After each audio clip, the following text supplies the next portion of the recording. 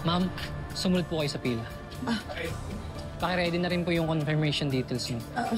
Kailangan ko pong mapigilan yung abutan yung anak ko. Kailangan ko mapigilan sa pag-alis niya. Please. Pero may scheduled flight po ba kayo ngayon? Wala po, sir. Pero kailangan ko siyang makausap. Importante po yung sasabihin ko sa kanya.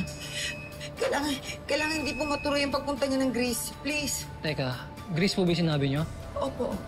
Pero kanina pa po naka-take off yung flight papuntang Greece. Sobrang late na po kayo, ma'am. Huwag mo sabihin yan. Hindi ako naniniwala. Kung gusto mo papasukin mo ako mismo maghahanap sa anak ko. Sorry po talaga, ma'am, pero hindi kayo allowed pumasok kung wala kayong scheduled flight. Hindi nyo naiintindihan. Kailangan ko pong makausap ang anak ko, please. Ma'am, huwag po kayong mag-eskandalo dito. Nakakaperwisyo po kayo sa ibang tao. Hindi ako alis dito hanggang hindi ko nakakausap ang anak ko. Ikit! Anak, nandito na ang nanay, Ikit! Ikit, lumabas ka dyan! Ito na ang nanay, Ikit!